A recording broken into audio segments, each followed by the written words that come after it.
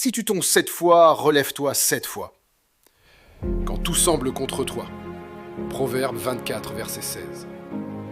Car 7 fois le juste tombe et il se relève, mais les méchants sont précipités dans le malheur. Tu avais des rêves, de grands rêves. Peut-être que c'était l'université, un visa, un business, ou simplement trouver un emploi digne. Mais à chaque fois que tu avances, quelque chose te fait reculer. Tu t'es battu, tu as prié, tu as essayé de rester fort, mais parfois, tu as juste envie de baisser les bras. Et tu n'es pas seul. Il y a Joël, diplômé depuis 4 ans, qui envoie des CV tous les jours depuis une cybercafé poussiéreux à Yaoundé. Il y a Aïcha qui rêvait de devenir médecin à Yaoundé, mais qui vend aujourd'hui des beignets au bord de la route pour payer les soins de sa petite sœur malade.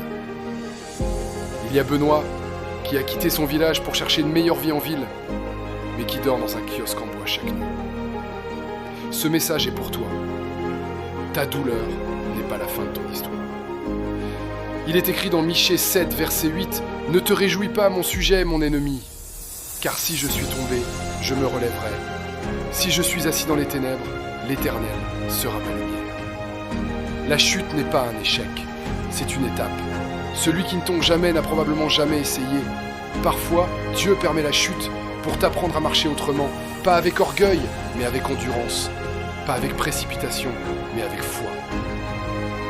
Regarde l'histoire vraie de Mawa, un jeune de Kinshasa. Il avait un don en musique, mais il a échoué 2 fois au bac. Il a été moqué, rejeté, même par son propre père. Mais il a continué. Il a composé, enregistré avec les moyens du bord. Aujourd'hui, ses chants inspirent des milliers de jeunes sur TikTok et YouTube. Et tu sais quoi ? Il n'a toujours pas son diplôme. Mais il a trouvé sa voie. Et surtout, il n'a pas abandonné. Ne laisse pas honte te voler ta mission. Ne laisse pas les rires des gens te faire croire que tu es fini. Tant que tu respires, tu es encore dans le match. Relève-toi. Encore. Même seul. Même tremblant. Dieu est encore avec toi. Lamentation 3, versets 22 à 23. Les bontés de l'Éternel ne sont pas épuisées, ses compassions ne prennent pas fin, elles se renouvellent chaque matin.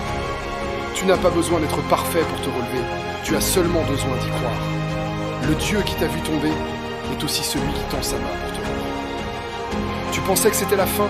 Non, c'est un nouveau chapitre.